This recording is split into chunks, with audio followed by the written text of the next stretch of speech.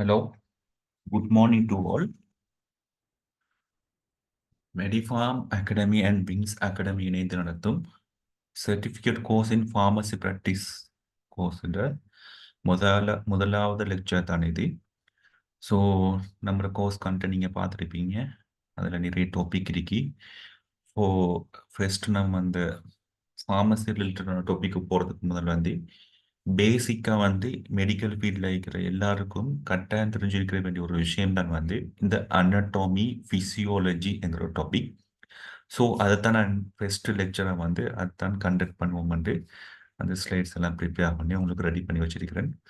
So வாங்க ஃபர்ஸ்ட்டுக்கு நம்ம anatomy human anatomy ஃபிசியோலஜி சம்மந்தமாக பார்ப்போம். ஸோ வீடியோவுக்கு போகிறது முன்னது நான் என்னை பற்றி சொல்லிக்கிறேன். நான் Mahmood Lebbe Mohamed Shameem, bachelor of pharmacy honours degree Jaffna யூனிவர்சிட்டியில் கம்ப்ளீட் பண்ணிக்கிறேன். ஸோ வாங்க வீடியோக்குள்ளே போகலாம்.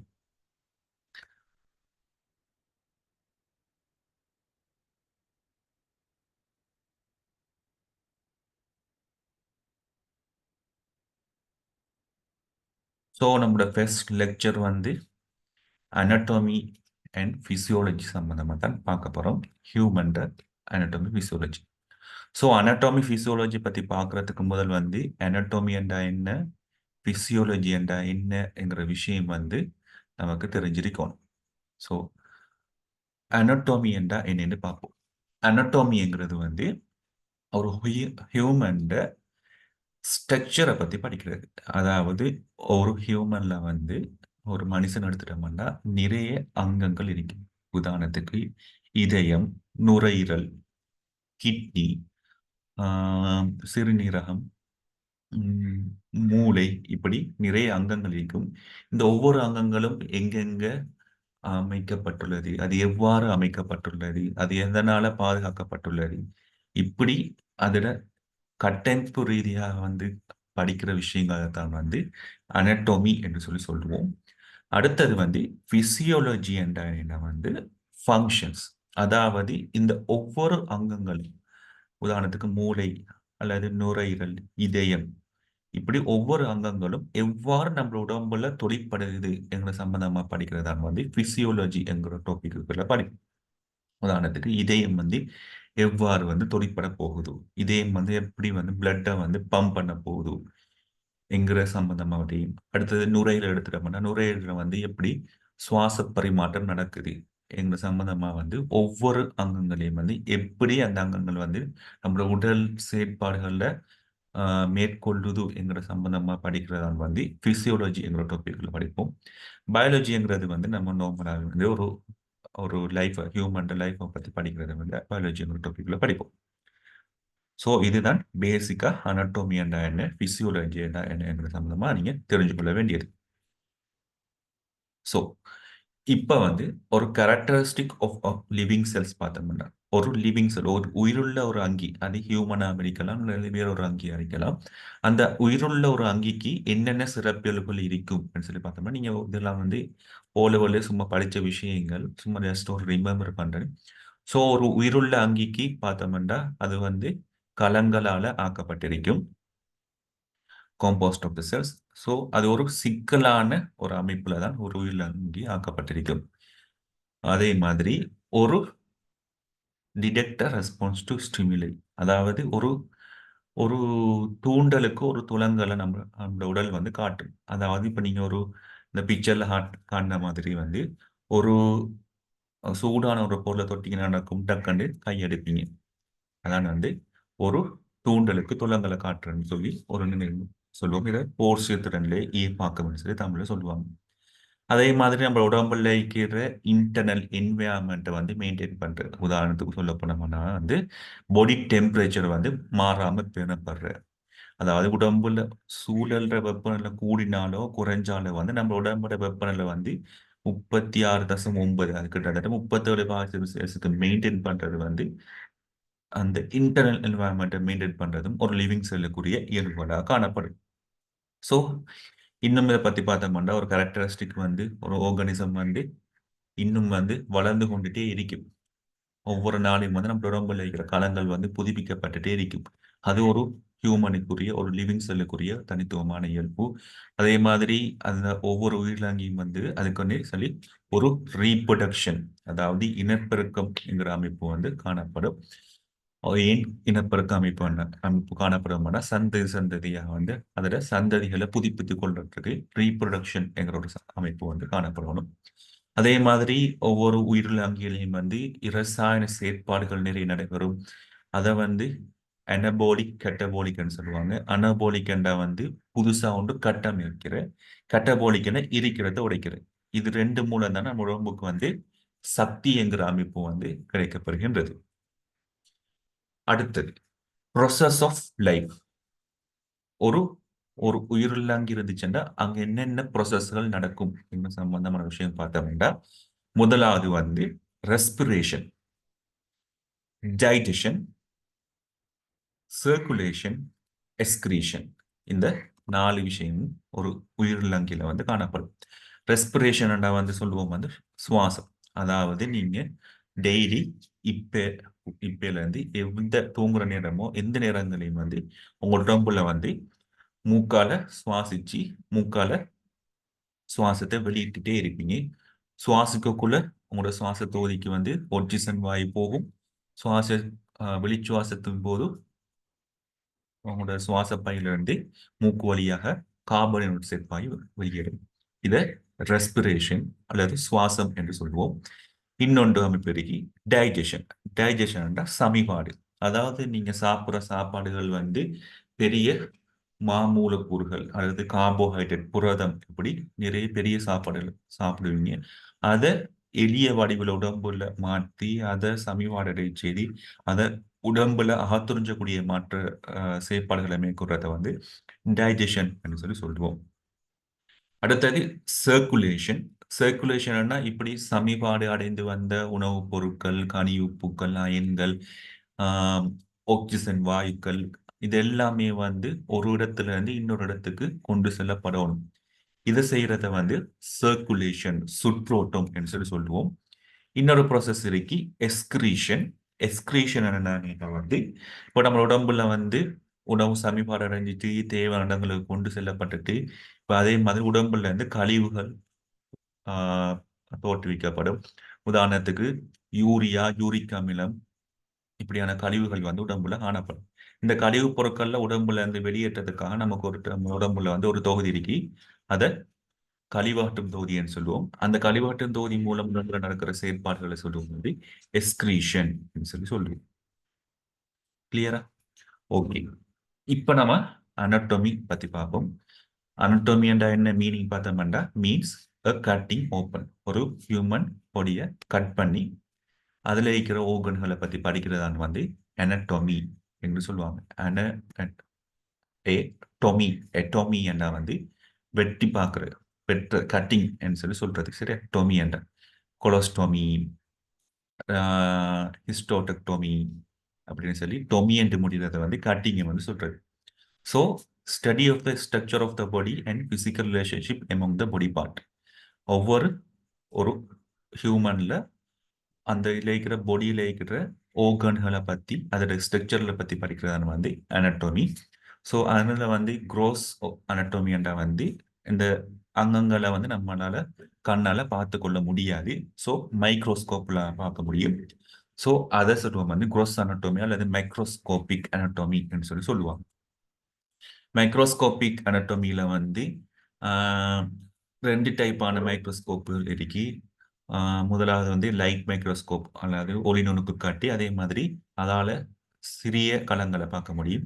நல்ல அதுக்கு உள்ளேயும் போய் கலங்களை பார்க்கணும்னா வந்து எலக்ட்ரான் மைக்ரோஸ்கோப் வந்து ஒரு அமைப்பு இருக்கு. ஓகே.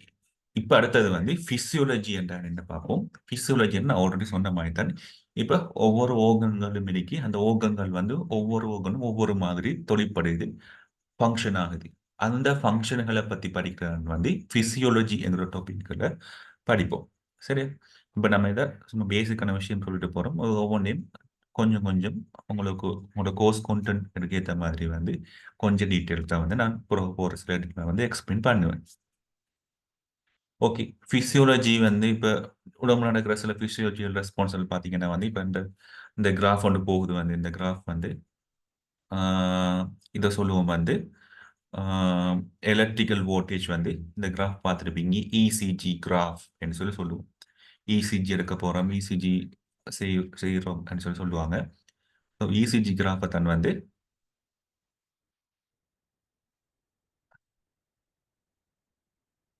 இந்த அமைப்புல வந்து காட்டப்பட்டிருக்கு. சரியா? இந்த இததான் இசிஜி கிராஃப் ன்னு சொல்லுவோம். இதுல ஒவ்வொன்னும் ஒவ்வொரு wave, P wave, Q wave, QRT, T வேவ்ன்னு சொல்லிட்டு இந்த கிராஃப்ப வந்து நோட்டிஸ்ஃபை பண்ணுவாங்க.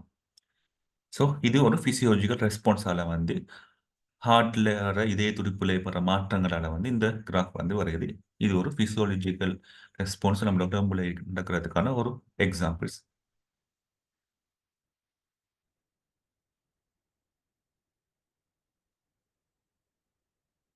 ஓகே. அதே மாதிரி இப்படி நம்மோட கை மூட்டு பகுதிகள்ல அசைக்கிறது, ஆ தசை நாண்கள் இழுபடுறது, இது எல்லாமே வந்து ஒரு ஒரு பிசியோலஜிக்கல் ரெஸ்பான்ஸ் அடிப்படையில வந்து நடைபெற்றுக் கொண்டிருக்கு. சரி. அடுத்தது ஒரு விஷயம் பார்ப்போம். கெமிக்கல் லெவல்ல வந்து என்ன மாற்றங்கள் நடக்கப் போகுது என்கிற சம்பந்தமா பார்ப்போம். கெமிக்கல் லெவல் எக்ஸாம்பிள்ன்ட்டா வந்து, இப்ப உங்க உடம்புல வந்து ஒரு பதார்த்தம், எந்த ஒரு பதார்த்தமும் நம்ம இனி பார்ப்போம் வந்து, கள ஒழுங்கமைப்பு என்ற ஒரு அமைப்பு இருக்கு. ஒரு களம் ஒரு ஹியூமன்ட அடிப்படை அழகு வந்து களம் என்று சொல்லுவோம். செல்ஸ். இந்த செல்ஸுக்குள்ள வந்து இன்னொரு பதார்த்தங்கள் போறேன்றாலும், ஒரு கேட் இருக்கும். அந்த கேட் ஓப்பன் பண்ணா தான் வந்து, அந்த கேட்டுக்குள்ள வந்து ஒரு ஆள் என்டர் ஆக முடியும்.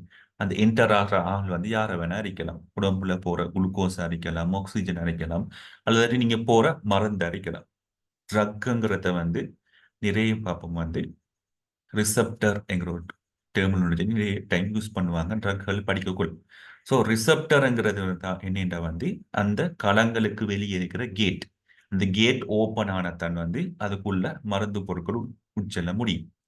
ஸோ இங்க பாருங்க இதுல வந்து இது களங்கள்னு எடுத்துட்டோம்னா வந்து இதுக்கு வெளிப்பகுதியில வந்து ரிசெப்டார் என்கிற அமைப்பு இருக்கும். ஒரு கேட் இருக்கும். அந்த கேட்ல போய் வெளிய இருந்து வாராக்கள் ஆ அதோட இணைந்ததுக்கு பிறகுதான் அந்த பாதங்கள் வந்து உள்நோக்கி செல்ல முடியும். சரியா? இது ஆ எந்த உடம்புல இருக்கிற என்ன பாதம் என்றாலும் இந்த ரிசெப்டர் மூலமா தான் களங்களுக்குள்ள செல்லும். சரியா? சோ நம்ம இனி கொஞ்சம் டீப்பா டாபிக்ல போவோம். சோ லெவல் ஆஃப் ஆர்கனைசேஷன் என்னன்னு பார்ப்போம். அதாவது ஹியூமன்ல வந்து எப்படி வந்து உடல் ஒழுங்கமைப்பு கட்டமைக்கப்பட்டிருக்குன்னு சொல்லி பார்த்தோம்னா, முதலாவது வந்து கெமிக்கல் லெவல்ல அத ஐடென்டிஃபை பண்ணோம்னா வந்து இதுல பாருங்க. ஹியூமன்ல வந்து கெமிக்கல் லெவல்ல வந்து ஆரம்ப அடிப்படை அலகு வந்து செல்ஸ் என்கிற சொல்லுவோம். அத செல்லுலர் என்று சொல்லுவோம். எல்லா களங்களும் வந்து உடம்புல இருக்கிற எல்லாமே வந்து களங்களால ஆக்கப்பட்டிருக்கும். அந்த களங்கள ஆக்கியிருக்கிற அடிப்படை அலகு என்னன்னு பார்த்தோம்னா, நீங்க ஓ லெவல்ல படிச்சிருப்பீங்க. அட்டம்ஸ் என்கிற அமைப்பு காணப்படும். அணுக்கள் என்கிற அமைப்பு. அந்த அணுக்கள் சேர்ந்து தான் வந்து ஒரு காம்ப்ளெக்ஸா ஒவ்வொன்னைக்கும்.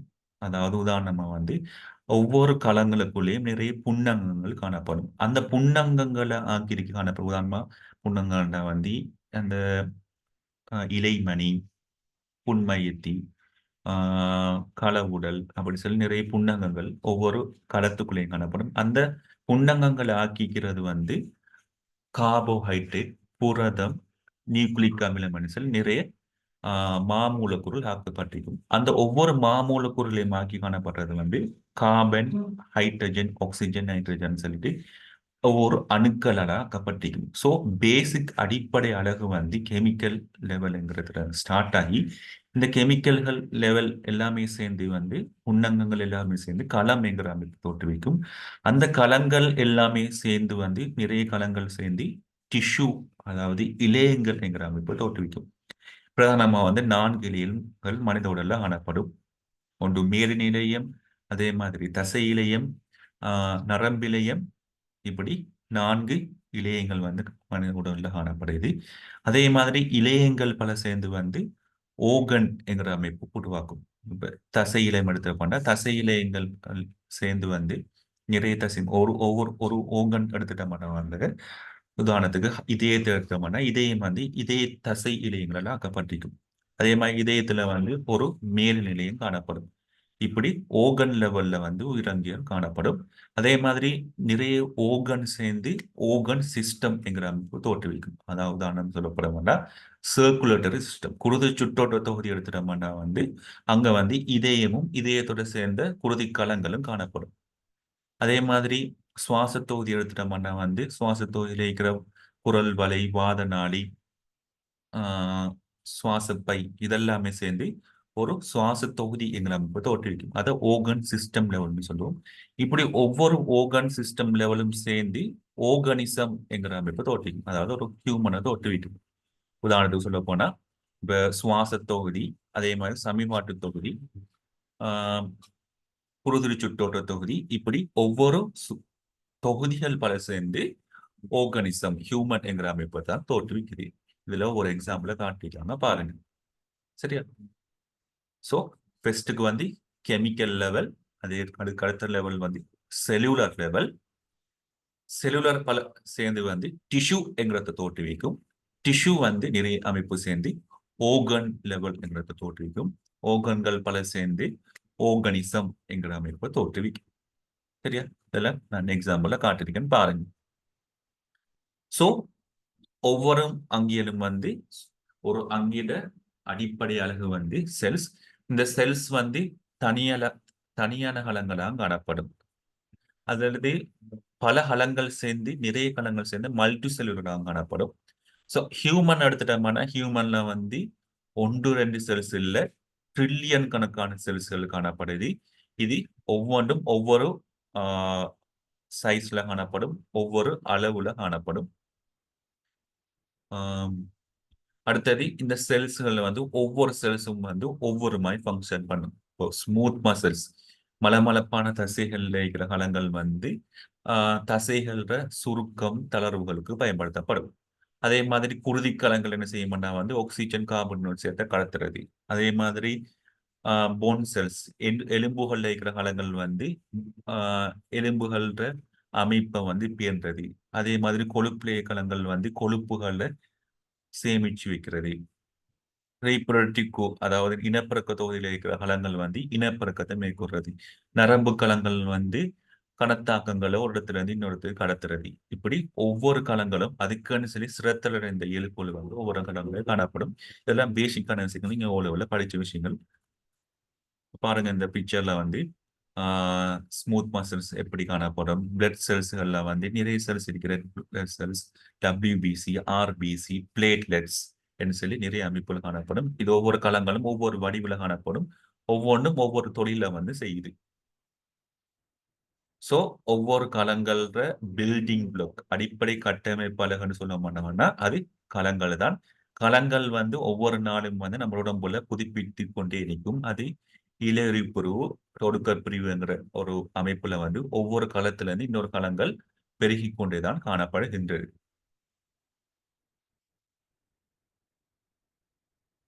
சோ களங்கள் என்கிற அமைப்பு பார்த்துட்டோம். அடுத்தது டிஷ்யூ என்கிற அமைப்பு போகும். களங்களுக்கு அடுத்த அமைப்பு வந்து இழையம் என்கிற அமைப்பு. இழையங்கள் பார்த்தீங்கன்னா நிறைய இழையங்கள் வந்து மனித உடம்புல காணப்படுது. மெயினா வந்து 4 இழையங்கள் காணப்படும். முதலாவது இழையம் வந்து எபிதீலியல் டிஷ்யூ, அதாவது மேலநிலையம் என்று சொல்லுவோம். அடுத்தது கனெக்டிவ் டிஷ்யூ, இத தொடுப்பிழையம் என்று சொல்லுவோம். அடுத்தது மசில்ஸ் டிஷ்யூ, இத தசை இழையம் என்று சொல்லுவோம். அடுத்தது நர்வஸ் டிஷ்யூ, நரம்பிழையம் என்று சொல்லுவோம். சரியா?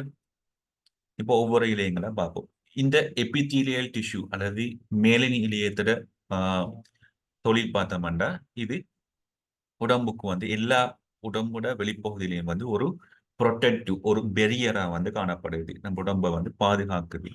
பாதுகாக்கிற தொழில்தான் வந்து இந்த மேலநிலையம் செய்யும். இது எல்லா இடங்களையும் காணப்படும். டைஜஸ்டிவ் சிஸ்டம் வந்து சமிபாட்டு தொகுதியை சொல்லுவோம். ரெஸ்பிரேட்டரி என்ற சுவாச தொகுதி, ரீப்ரொடக்டிவ் இனப்பெருக்க தொகுதி, யூரினரி என வந்து சிறுநீர் தொகுதி. இப்படி எல்லா இடங்களையும் வந்து இந்த எபிதீலியல் டிஷ்யூ என்கிற காணப்படும். இதுல நிறைய சுரப்பிகள் காணப்படும். இந்த சுரப்பிகள் வந்து நிறைய சுரப்புகள் வந்து சுரக்கப்படும். அது உடம்புக்கும் நிறைய தொழில்களை வந்து செய்யுது. அடுத்தது தொடுப்பிழையம். இதுவும் வந்து ஒரு ஒரு களங்கள் எடுத்துட்டோம்னா வந்து அந்த களங்கள்ல வந்து நிறைய ஒவ்வொரு தொடுப்பிழையங்களும் காணப்படும். இந்த தொடுப்பிழையங்கள் உடம்புல வந்து ஒரு பகுதியையும் இன்னொரு பகுதியையும் இணைத்து வைத்துக்கிற ஒரு தொழில்தான் வந்து அதே மாதிரி ஒரு உறுதியை வழங்குறது வந்து இந்த கனெக்டிவ் டிஷ்யூ. நிறைய டைப் ஆஃப் கனெக்டிவ் டிஷ்யூ இருக்கு. அவ்வளோ டீட்டெயில்ஸா தெரியல, நார்மலா தெரிஞ்சுக்கிட்டா போதும்.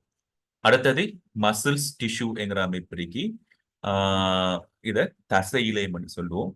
இந்த தசை இழையம் வந்து என்னது காணப்படுதுன்னா வந்து நம்ம உடம்புகள அசைவுக்கு அதே மாதிரி இரத்த ஓட்டத்தை பிளட் ஃப்ளோவை மெயின்டைன் பண்றது, அதே மாதிரி டெம்பரேச்சர் உடம்போட வெப்பநிலையை என்றது, இப்படி நிறைய தொழில்களை வந்து இந்த தசை இழையம் செய்யும். உடம்புல வந்து மெயினா வந்து 3 டைப் ஆஃப் தசை இழையங்கள் காணப்படும். முதலாவது தசை இழையம் வந்து ஸ்கெலிட்டல் மசில். 2வது தசை இழையம் வந்து கார்டியக் மசில். இது இதயத்துல மட்டும்தான் காணப்படும். இன்னொரு தசை இழையம் வந்து ஸ்மூத் மசில் சொல்லி சொல்லுவோம். இப்படி 3 டைப் ஆஃப் மசில்ஸ் வந்து காணப்படுது. அடுத்தது வந்து நரம்பிழையம். நரம்பிழையம் தான் வந்து நம்ம உடம்புல வந்து தகவல்களை பரிமாறுறது. நிறைய நரம்பிழையம் நம்ம உடம்புலைக்கு ஒவ்வொன்றும் வந்து ஒவ்வொரு தொழிலை செய்யும். நரம்பிழையத்தோட அடிப்படை அலகு வந்து நியூரோன்ஸ் என்று சொல்லி சொல்லுவாங்க. இது ஒரு இழையமா வந்து நம்ம உடம்புல வந்து காணப்படுது. அதே மாதிரி நரம்பிழைய பகுதியை வந்து 2 வகையா பிரிப்பாங்க. சென்ட்ரல் நர்வஸ் சிஸ்டம், அடுத்தது peripheral nervous system. Central nervous system CNS வந்து அதுல தான் வந்து நம்ம உடம்புல இருக்கிற மூளை அல்லது முன்னான் என்கிற பகுதி காணப்படும். அதோடு சேர்ந்து வர மத்திய நரம்பு தொகுதியை வந்து பெரிபரல் நர்வஸ் சிஸ்டம் சொல்லி சொல்லுவாங்க. ஓகேயா? இது இவ்வளவும் வந்து தசை இழையம் என்கிற அமைப்புல வரும். இழையங்கள் என்கிற டாபிக்ல பார்ப்போம். சோ இப்ப செல்ஸ் பார்த்துட்டோம், டிஷ்யூ பார்த்துட்டோம், இழையங்கள் பார்த்துட்டோம். இழையங்கள் பல சேர்ந்து இப்ப அங்கங்கள் என்கிற அமைப்பை தோற்றுவிக்க போகுது. சோ உடம்புல வந்து நிறைய அங்கங்கள் காணப்படும். உதாரணத்துக்கு இதயம், நுரையீரல், ஆஹ் கிட்னி, இப்படி நிறைய அங்கங்கள் காணப்படும். சோ இங்க பாருங்க, ஒவ்வொரு அங்கங்களும் வந்து ஒவ்வொரு தொகுதியை சேர்ந்து காணப்படும். இப்போ ஓர்கன் லெவல் பாத்தீங்கன்னா இதுல இன்டிகியூமெண்ட்ரி லெவல் வந்து இது நம்ம உடம்புல இருக்கிற தோல் தோலோட சேர்ந்து வர சுரப்பிகள் எல்லாமே வந்து இந்த சிஸ்டத்துல வரும். அதே மாதிரி ஸ்கல்டல்ல வந்து உடம்புல இருக்கிற எலும்புகள் எல்லாமே வந்து அந்த தொகுதியில வரும். மஸ்குலர்ல வந்து உடம்புல இருக்கிற தசையோட சேர்ந்த எல்லா அமைப்பும் வந்து மஸ்குலர் லெவலில் வரும். அதே மாதிரி நர்வஸ், அதே மாதிரி கார்டியோவஸ்குலர்னா சுட்டோட்ட தொகுதி, லிம்பட்டிக், ரெஸ்பிரேட்டரி, டைஜஸ்டிவ், யூரினரி, ரீப்ரொடக்டிவ் சரி ஒவ்வொரு தொகுதியிலையும் வந்து ஒவ்வொரு அங்கங்கள் வந்து காணப்படும். இப்போ இதுல வந்து சொல்லியிருக்காங்க கார்டியோவஸ்குலர் சிஸ்டத்துல வந்து மெயினா வந்து இதயம் ஹார்ட்ங்கிற அமைப்பு காணப்படும். ஹார்ட் அதோட சேர்ந்து மிச்ச ஆஹ் குருதிக்கலங்கள் எல்லாமே சேர்ந்து இந்த ஓர்கன்ஸ் என்கிற அமைப்பை வந்து தோற்றுவிக்குது. சரியா? இங்க பாருங்க, இப்ப மென்ஷன் பண்ணிருக்காங்க. இன்டிகியூமெண்டல் சிஸ்டத்துல என்னதுக்கு இருக்கி, ஸ்கெலட்டல் சிஸ்டம் என்னது இருக்கி, மஸ்குலர் சிஸ்டம் என்னதுக்கு இருக்கி, நர்வஸ் சிஸ்டம், என்டோக்ரைன். என்டோக்ரைன் என்றா அகச்சுரக்கும் தொகுதி, சுரப்பிகள் வந்து சுரந்து நம்ம உடம்புல தொழிற்பாடு செய்யறது. அதே மாதிரி cardiovascular, respiratory, digestive, urinary system, இப்படி ஒவ்வொரு ஓர்கன் சிஸ்டமும் நம்ம உடம்புல ஒவ்வொரு தனித்துவமான தொழிலை மேற்கொள்றதுக்கு காணப்படுகின்றது. ஸோ இது ஒவ்வொரு சிஸ்டத்துல என்னென்ன ஃபங்க்ஷன் சொல்றாங்க. இன்டிகியூமெண்டரி சிஸ்டம் வந்து நம்மள வந்து ஒரு என்வாயன்மெண்டல் ஹசார்ட், வெளிப்புற சூழல்ல இருந்து வர பாதிப்புகள் இருந்து நம்ம உடம்பை பாதுகாக்கிறதுக்கு, நம்ம உடம்போட டெம்பரேச்சரை மெயின்டைன் பண்றதுக்கு இந்த சிஸ்டம் வந்து காணப்படுது. ஸ்கல்டன் மசில்ஸ் வந்து ஸ்கல்டன் சிஸ்டம், அதாவது எலும்பு தொகுதி வந்து நம்ம உடம்புக்கு ஒரு சப்போர்ட்டிவ் கொடுக்கறது, நம்மளோட டிஷ்யூக்களை பாதுகாக்கிறது, கனிவுப்புகளை சேமிச்சு வைக்கிறது, அதே மாதிரி குருதி கலன்களை ஃபோம் பண்றது, இதெல்லாமே வந்து ஸ்கல்டன் சிஸ்டம் மேற்கொள்ளும். ஸோ இப்போ ஒவ்வொரு சிஸ்டமா பார்த்துட்டு போவோம். ஸோ இந்த இன்டிகுமெண்டரி சிஸ்டம் வந்து நம்மள சொன்ன மாதிரி வெளிப்புற என்வாயன்மெண்ட்ல நம்ம உடம்பை பாதுகாக்கிறதான இவர தொழில். ஸோ இதுல வந்து நிறைய அங்கங்கள் காணப்படுது. ஒவ்வொரு சிஸ்டத்திலையும் நிறைய அங்கங்கள் காணப்படும். இங்க பாருங்க, இதுல வந்து இதுல இருக்கிற ஓர்கன் ஸ்ட்ரக்சர் பார்த்தோம்னா இதுல வந்து கியூட்டானஸ் மெம்பரேன் என்கிற அமைப்பு இருக்கும். இதுல வந்து இது தோல் பகுதியில காணப்படுறது. இதுல எபிடர்ம்ஸ், டெர்மிஸ் என்கிற அமைப்பு இருக்கும். அதே மாதிரி ஹேர் ஃபாலிகல்ஸ் இருக்கும். ஹேர் ஃபாலிகல்னா தோல்ல இருக்கிற அந்த முடியத்தான் சொல்லுவோம் ஹேர் ஃபாலிகல்னு சொல்லி. அதே மாதிரி ஸ்வட் கிளாண்டா வியர்வை சுரப்பின்னு சொல்லுவோம். அதே மாதிரி நெயில்ஸ், நகங்கள், சென்சரி செப்டாஸ், ஹைப்போடெர்மிஸ், இப்படி ஒவ்வொரு இதுவும் வந்து ஒவ்வொரு தொழிலை வந்து மேற்கொள்ற மாதிரி காணப்படும். அடுத்த தொகுதி பார்த்தோம்னா ஸ்கெலிட்டல் சிஸ்டம். ஸ்கெலிட்டல் வந்து நம்மளோட உடம்புல இருக்கிற வன்கூட்டு தொகுதி. ஸோ இதுல வந்து நிறைய அமைப்பு காணப்படுது. இதுல இந்த தலைப்பகுதியை செல்வோம் வந்து ஸ்கல் சொல்லுவோம். அதே மாதிரி இந்த இத நடுவுல இருக்கிற இந்த இதை சொல்லுவோம் வந்து ஸ்டர்னம் சொல்லுவோம். மார்பன்பு கூடு அதோட சேர்ந்த மாதிரி இந்த ரிப்ஸ் என்கிற அமைப்பு வந்து ஒவ்வொரு சுவாச தொகுதியை பாதுகாத்து இந்த ஸ்டர்னம் ரிப்ஸ் என்கிற அமைப்பு காணப்படும். அதே மாதிரி மூளையில இருக்கிற மூளையோட சேர்ந்த மாதிரி வேர்டிபிரா என்கிற அமைப்பு தோற்றுவிக்கும். அதே மாதிரி கீழே இருக்கிற supportive bones, lower limb bones, இது இப்படி ஒவ்வொரு அங்கங்களையும் பாதுகாத்து ஒவ்வொரு ஸ்கல்டன் சிஸ்டம் வன்கூட்டு தொகுதி வந்து பாதுகாத்து காணப்படுகின்றது. இதுல இருக்கிற ஓர்கன்ல வந்து போன்ஸ், கார்டிலேஜ், ஜாயின்ஸ். ஜாயின்ஸ் வந்து 2 மூட்டுக்கள் இணைக்கிற இடத்த காணப்படுறது. ஸோ மசில்ஸ் வந்து மஸ்குலர் வந்து நம்ம உடம்புக்கு ஒரு சப்போர்ட்டிவா கொடுக்கறது, மூவ்மெண்ட்டை கொடுக்கறது, வெப்பத்தை வந்து ப்ரொடியூஸ் பண்றது. அதே மாதிரி நரம்பு தொகுதி வந்து நர்வஸ் சிஸ்டம் நம்ம உடம்புல தகவல்களை பரிமாற்றிக் கொள்றது. மசில்ஸ்ல வந்து நிறைய டைப் ஆஃப் மசில்ஸ் இருக்கு. எக்ஸியல் ஸ்கல்டன் மசில்ஸ், அதே மாதிரி அதுல வந்து எக்ஸியல் அப்பெண்டிகுலர் மசில்ஸ் காணப்படும். அதே மாதிரி டெண்டன்ஸ், இதெல்லாமே வந்து ஒரு சப்போர்ட்டிவ் வந்து நம்மளோட உடம்புக்கு கொடுக்கும். நர்வஸ் சிஸ்டம் பார்த்தோம்னா வந்து மெயினா வந்து central nervous system, peripheral nervous system இருக்கு. சென்ட்ரல் நர்வஸ் சிஸ்டத்துக்குள்ள வந்து பிரைனும் மூளையும் அதோட சேர்ந்த முன்னானும் என்ற அமைப்பு காணப்படும். இது தகவல் பரிமாற்றத்தை காணப்படுது. அதே மாதிரி பெரிஃபரல் நர்வஸ் சிஸ்டம் அதோட சேர்ந்த மாதிரி அதுல இருந்து பிரிஞ்சு போறது வந்து பெரிஃபரல் நர்வ்ஸ் சொல்லி சொல்லுவோம். அதே மாதிரி எண்டோக்ரைன் என்கிற அமைப்பு இருக்கு. அகஞ்சுரக்கும் தொகுதி. இதுதான் நம்ம உடம்புல இருக்கிற ஹோமோன்களை சுரக்கிறது வந்து இந்த அகஞ்சுரக்கும் தொகுதி. அது கார்டியோவஸ்குலர் தொகுதி, குருதி சுற்றோட்ட தொகுதி என்று சொல்லுவோம். இவர் மூலம் தான் நம்ம உடம்புல வந்து கனிவுப்புகள், ஹோமோன்கள், கழிவுப் பொருட்கள், வாயுக்கள்லாம் வந்து கடத்தப்படுறது கார்டியோவஸ்குலர் சிஸ்டம் மூலம். ஸோ எண்டோக்ரைன் சிஸ்டம்ல நிறைய அகஞ்சுரக்கும் தொகை நம்ம உடம்புல காணப்படும். இது ஒவ்வொன்றும் ஒவ்வொரு ஹோமோனை சுரக்கும், ஒவ்வொரு தொழிற்பாட சொல்லிடும். உதாரணத்துக்கு இந்த பீனேல் கிளாண்ட் என்கிறது வந்து நம்ம உடம்புல இருக்கிற மெலட்டோனின் என்கிற ஒரு ஹோமோனை வந்து சுரக்கும். இவரால் வந்து நம்ம உடம்புல வந்து தூக்கம் என்கிற அமைப்பு வந்து ஹெல்ப் பண்ணுது. அதே மாதிரி பிட்யூட்டரி கிளாண்ட்ஸ், அதே மாதிரி தைராய்டு சுரப்பி என்று சொல்லும் கழுத்து பாதி கீழே காணப்படுறது தைராய்டு சுரப்பி. அதே மாதிரி அதை சுத்தி காணப்படுற பராதைராய்டு சுரப்பி. அதே மாதிரி தைமஸ் சுரப்பி காணப்படும். இது வந்து ஒரு நிணநீர் தொகுதி, உடம்ப வந்து வெளிப்புற என்விரான்மெண்ட்ல இருந்து பாதுகாக்கிறதுக்காக வந்து காணப்படும். அதே மாதிரி பென்கிரியஸ் என்கிற அமைப்பு, இந்த பென்கிரியஸ்ல இருந்தா நம்ம உடம்புக்கு தேவையான இன்சுலின் வந்து சுரக்கப்படுது. அதே மாதிரி இதே கிட்னிக்கு மேல காணப்படுற அட்ரினல் கிளாண்ட்ல வந்து அல்ட்ரஸ்ட்ரோன் சொல்லி ஒரு ஹோமோன் வந்து சுரக்கப்படும். அதே மாதிரி ரீப்ரொடக்டிவ் சிஸ்டத்துல வந்து டெஸ்டிஸ் என்கிற அமைப்பு ஆண்கள்ல காணப்படும். பெண்கள்ல வந்து ஒவேரி, சூலகம் என்கிற அமைப்பு காணப்படும். டெஸ்டிஸ் என்கிற அமைப்பும் ஆண்கள்ல காணப்படும். அடுத்தது கார்டியோவஸ்குலர் சிஸ்டம். கார்டியோவஸ்குலர் சிஸ்டத்துல மெயினான ஓர்கன் வந்து ஹார்ட் காணப்படும். அதுதான் நம்ம உடம்புல வந்து பிளட்டை வந்து பம்ப் பண்றது. அதோட சேர்ந்த மாதிரி குருதி கலங்கள் காணப்படும். அதை ஆர்டரி, வெயின்ஸ், கெப்பிலரின்னு சொல்லுவோம். ஆர்டரிஸ் என்றா நாடிகளை சொல்லுவோம். வெயின்ஸ் என்றா நாளங்கள்னு சொல்லுவோம். நாடி நாளங்கள் கிளர்ச்சி வாரத்தை வந்து கெப்பிலரி சொல்லி சொல்லுவோம். அதோட சேர்ந்த மாதிரி பிளட்டும் இந்த கார்டியோவஸ்குலர் சிஸ்டத்துல காணப்படும். நம்ம உடம்புல வந்து ரத்தம் குத்தி எடுக்கிறது வந்து இந்த வெயின்ல தான் எடுப்பாங்க. ஆர்டரிய வந்து இலகுவா அவதானிக்கலாம். வெயின்ஸ் மூலம் தான் வந்து ரத்தங்கள் வந்து உடம்புல இருந்து எடுத்து செல்லப்படும். ஆர்டரி வந்து குருதியை ஒரு இடத்துல இருந்து இன்னொருத்துக்கு ஒட்சிசன் ஏற்றப்பட்ட குருதியை கொண்டு செல்லும். வெயின்ஸ் வந்து ஒட்சிசன் இறக்கப்பட்ட குருதியை வந்து நம்ம உடம்புல வந்து கொண்டு செல்வாங்க. இது சுற்றோட்ட தொகுதி. அதே மாதிரி லிம்பட்டிக் சிஸ்டம் என்கிற அமைப்பு ஒன்றைக்கு இவரை வந்து லிம்பிக் சிஸ்டம் சொல்லி சொல்லுவாங்க.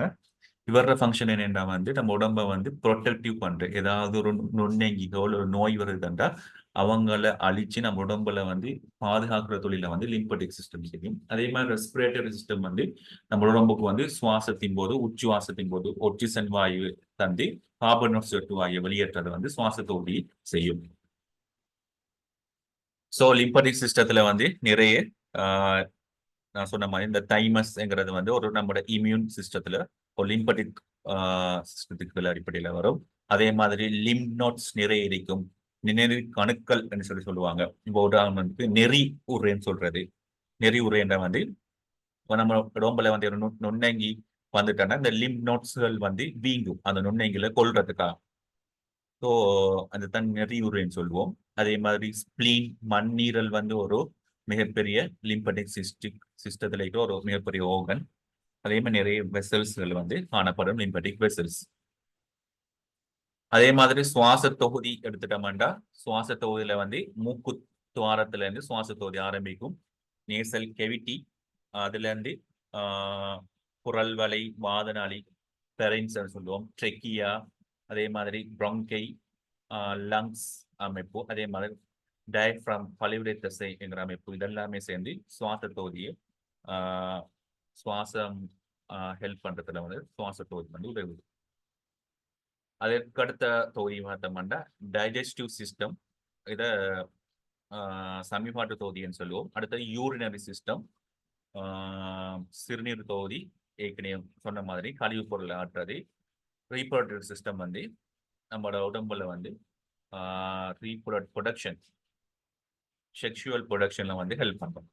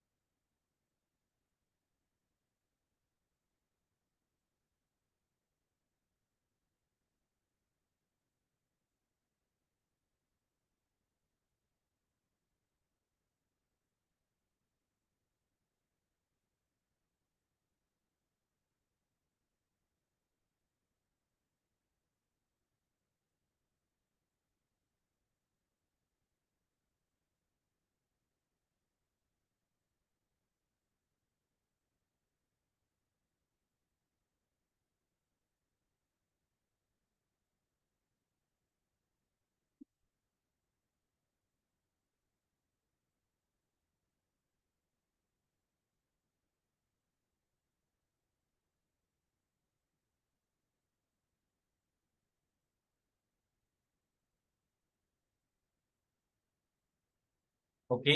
அடுத்தது டைஜஸ்டிவ் சிஸ்டம்.